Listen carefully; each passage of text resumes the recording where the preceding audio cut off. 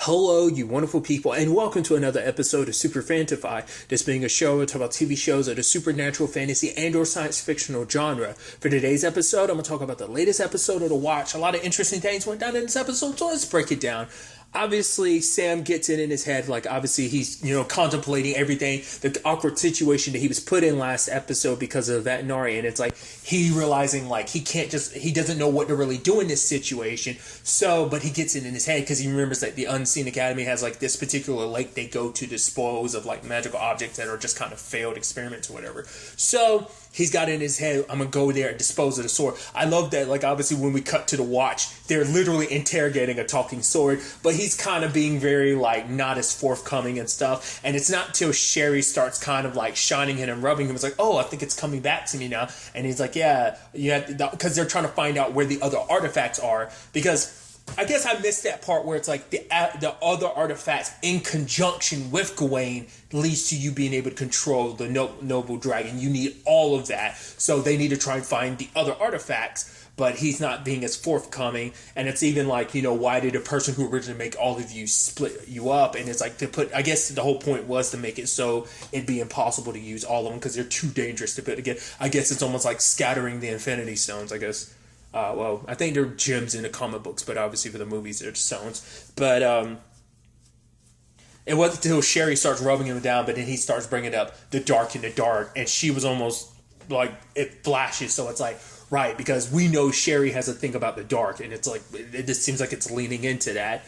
Sam shows up, and it's yeah, I'm taking the sword, and I'm going to dump it in the lake to be dissolved. This is what Vatinari wants, because if I don't, he even lies about what Vatinari wants just so I guess they'd be more likely to let him kind of do what he's supposed to, because it's if I don't do this, Vatinari's going to kill me. So I guess it'd be a lot. I guess for him, he didn't want to just be honest and be well, Vatinari kind of wants all the other stuff too. So because that's what kind of confused me, because at first I was wait, didn't Vatinari say she wanted you to interrogate the sword to find out about all the other... So that's why I was confused where he was... I was did I mishear that last episode? I was no, I'm fairly certain she was no, don't destroy the sword, keep the sword around, interrogate it because it's you want the sword at the end of the day. That's what, Sam had pretty much figured out. So I guess he just told them that because if he told them he's following orders in this way, because I guess maybe he felt if he didn't, they'd probably try and stop him because it's oh, we're going against Lord Vatinari's orders. If you're following, that's one thing, but I guess it's I guess he didn't want to tell them the real reason why he was doing it, because it would just be yeah,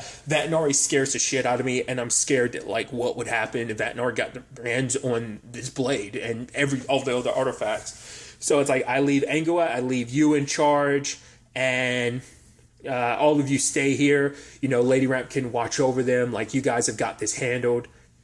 And even them kind of getting this feeling he's almost he's trying to say goodbye. And on his way there, obviously Sherry and Lady Ramp can follow him, while Angua and Carrot stay behind, because they initially had a conflict of interest, a conflict of perspectives on this, because they were we can't kill Gawain because Gawain's a sword, but Wayne's also a being because it can talk, so it has a consciousness. So it's it'd be killing. It's not just you're destroying an object, you're killing something. It's oh, you'd be killing him, and it's well, it's not a him, it's an it, it's a sword. So there's a whole dilemma. But I thought that the desert was really interesting, because obviously it's basically where the Unseen University ends up dumping all of it. It's basically almost all these different objects and these creations that basically have a consciousness of their own. We don't want to be thrown away, because one of them ended up being a treadmill, because I think it was either Lady Rampkin or Sherry who was saying these are taken from the Spear world, obviously that being our world, obviously, because the Arch-Chancellor is fascinated with that world. So I'm assuming he takes stuff from that world, modifies it, does this little magic thing with it, because I would assume that world is just our world as it is. So he just took stuff from there and kind of reinvents it in their world, trying to make it seem like it's just him. But as we've already seen, he's kind of... Honestly, it seems he's kind of shitty at what he does, because just everything kind of goes wrong and messes up in a big way, in many different regards. So And that's what all those objects in there just kind of failed. Like, they didn't work out, so let's just toss them. And these objects all have like magical energy tied to them. They're basically leaking magic, and that causes all sorts of issues that basically once you're around that energy for too long, you start hallucinating. I think the way they phrase it is that basically whatever you see is broken. It's kind of, it's almost like a mirror where it's like whatever you feel that is broken in the world or broken in some regard in your mind is kind of shoved in your face. Like in Lady Rampkin's case, her belief that like all this can be changed, that things can be changed for the better. And obviously she's made an impact like that with all these different people from different guilds. She's trying to change the world, you know, in particular change the city, but obviously that being the first step to changing the world. And basically her thing was having Lydia, what she considered her top student, staring back at her being like, nothing you did worked. It doesn't work. It might have for a little bit, but it failed because she's like, the only family I had was the assassins or thieves guild. And it's like, yeah, it was full of blackmailers and manipulators and this and that, but it was like the only family I had. But the moment I went straight, they tossed me out. So it's like, so it's saying like what you do isn't working in the long run, and you know it basically makes you confront almost like I guess a combination of your fears almost, and she's almost killing herself, and I thought it was so interesting when she immediately was like, "You look a little tired, Sam. Let me carry the sword." I was like, "What the hell was that sudden change about?" And it's like, because she doesn't want the sword destroyed, because we find out later on, because this sword, if you could get the artifacts and everything with the power at your disposal, once you got that, the noble dragon under your like hands, you'll be able to do a lot of good, you know? So, I mean, it takes a lot of power to kind of change the world. So that's the angle she's coming from. Then there's the whole Sherry thing where we see her flashing back to like her past. And it was like a box at first. And I was like, oh, maybe that box has to be the artifact. Maybe it is, maybe it isn't. But when she opened it, it was her beard. Because she had talked about it, like, obviously, like, they grow beard in, like, whatever, like, mining community. Because she's human, so I'm sure her people and her parents and her family were human, but it was just kind of like a different group. And she talked about the fact that she shaved off her beard. So I guess that was kind of like she kind of cast away their beliefs in that life. And that whole thing was like the beard suffocating her, because it was like returning to that life that you kind of had to toss away, that you kind of ran away from for it to suffocate you. Because once again, we still know very little about Sherry's life. And I think the next episode, with everything that went down, will be our opportunity to finally learn more about her and her circumstances, about why she walked away, why she shaved her beard, and also, like, you know, I mean, what that really kind of represents amongst them, you know, and what is this dark in the dark, and why is Sherry so afraid of it? Sam got confronted with his relationship with Carcer, because for him, you know, Carson looked after him. They were friends. There was like a brother to him, and to betray that person, you know, who was always there for you, who, you know, when you kind of had no one, he was there for you. You kind of took care of each other, like that regret. Because obviously seeing them as children, it's almost like, because I think it's also his own fear of like what the future holds, because this is him looking at a younger version of him. It's like, no, don't go. Like, I know what the future holds for you. Don't, like, you know. And he himself was kind of running a little bit from the future, trying to tell his past self to be wary of the future, but then running into death. And he's like, yeah, but he's in the form of a dog. And he was like, in particular, I didn't recognize it until they made a point of it. It's like, oh, the same dog that was pissing on him in episode 1. And it's like, he's telling Sam, it's like, you need to stop. You know, stop what? Stop watching.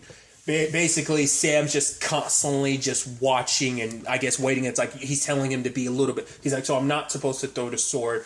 It's like, you need to be more active. Kind of like, don't be so afraid of the future. You know, fight for whatever it is that you want. Don't just watch. Basically, be more active. Decide to do something. Don't just simply, because the watch, I mean, because he and the watch for so long have just watched, and it's like the time for watching is over. It's time for action. What I thought was fascinating too is like, not only did we get it with Angela as well, but which I'll get to in a second. What the fascinating thing is, the one person we didn't see. I mean, obviously Carson and the gang and the Thieves Guild, they found a way around it, but then you have Carrot being the only one who wasn't affected. I was like, that's interesting. Now, part of me wonders, is it because he kind of confronts what's broken? Like, whereas you can make the argument, like, what everyone kind of fears and what is kind of broken to them, they run away from it. He kind of embraces it because he's like, he sees what's broken and what's wrong around him all the time and talks about, like, no, what we have to fix it. So maybe, I don't know. I think maybe it's a situation, like, unlike Lady Ramkin's situation, for her, there is a fear of maybe what I'm doing isn't working, but maybe it's because Carrot does believe in himself, believe in what he believes in, being, like, doing the right thing. So I think that's such a fascinating thing. But getting to Angela, that was actually really sad, like, learning, and I did get clarity on that circumstances. It's a bloodline thing, which I kind of figured as much, but I was, because like I said, supernatural canon literally depends on the series, because different people do different things with it. So it's like, are there hereditary werewolves? And it seems like being a werewolf is in her bloodline. Like, the question is, like, was it always there, or did someone in her family get cursed and it just got passed down in generations? Could be a combination of the two. But her grandmother chaining her up and then sending her best friend out there. It's like, oh, your grandma told me where you were. And I'm like, why would she do that? And it's like, get out of here. And she transformed and killed her friend, because it was meant to be a hard lesson, to be like, you have to learn this at a young age, what you are. And the fact is, you have to put the pack above everything else, because that's all we have is each other, because we can't have relationships with regular humans, because it will always end in this tragedy. It's like letting her, at first she thought her grandma was the only one behind it, but it turns out like her mom knew, and for Carrot to tell her, that, she's like, I can't be friends with humans. And he's like, well, I'm not just a human, just like you're not just a werewolf. Obviously, people are more than just one side of themselves. And it's like, you found a new pack, like, so you don't have to ever go along. We won't run away from you. We won't leave you, You're, telling her she's not in this alone, which I thought was kind of a nice moment to have between Carrot and Angela. Obviously, there's the whole situation of, like, obviously Vine, like, Sam is, dying because of all that's happening the closer they got to the lake.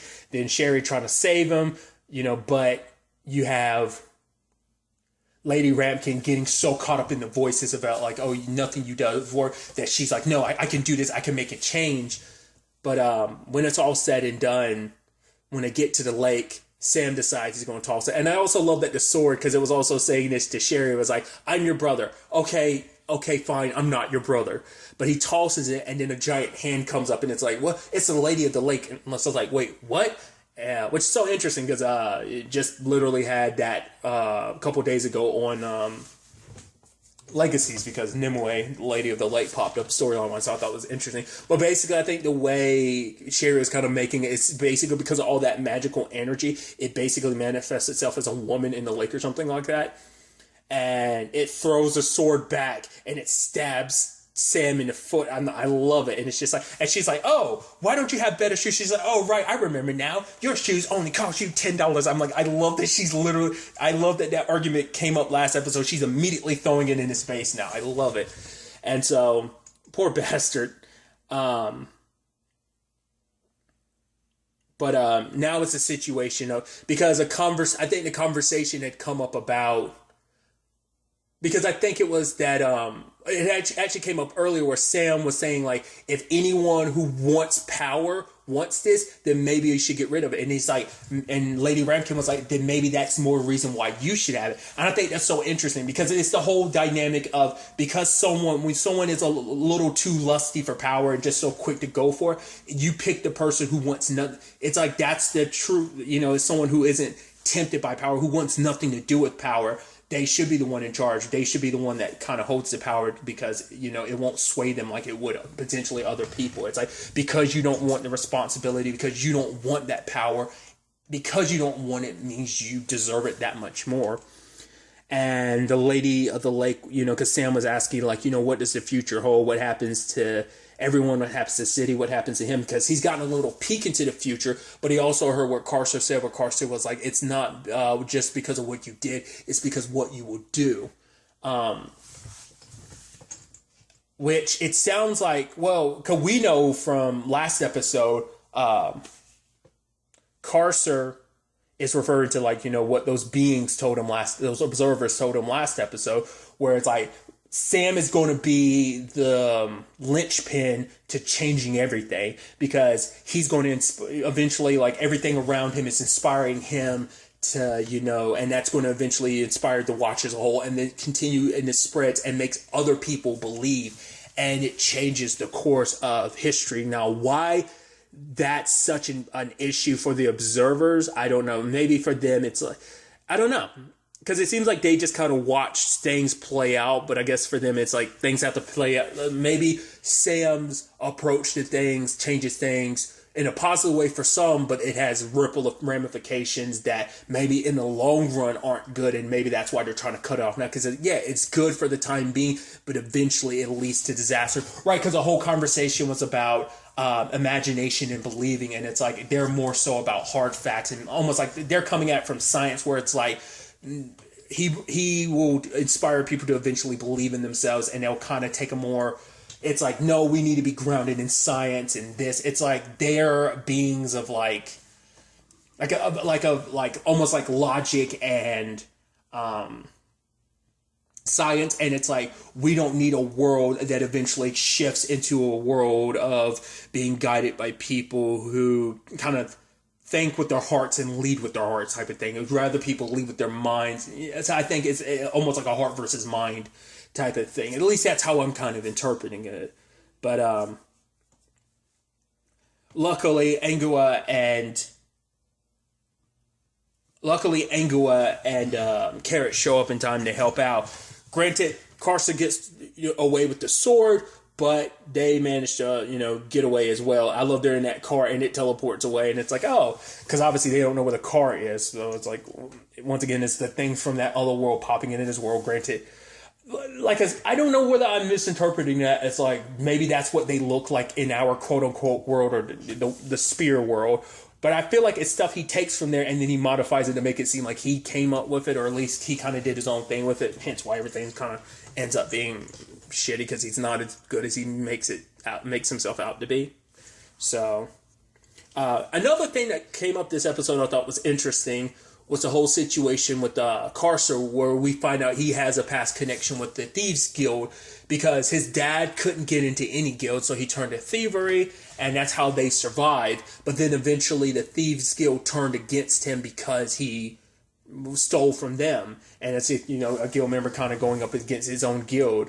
And the dude that's currently running the guild is like, I had nothing to do with it, I wasn't around back then. It's like, yeah, but you're here now, kind of standing in the way, and they use him as a means of making it so that the magic doesn't affect their minds. It ended up messing with his, so that's the last time we see him. So it's like, yeah, it's basically going to destroy his mind, but beyond, like, that was the last scene we saw of him. So we don't know if he's out there somewhere with a destroyed mind, because basically all the magic that would be going to them, driving them insane, is driving him insane.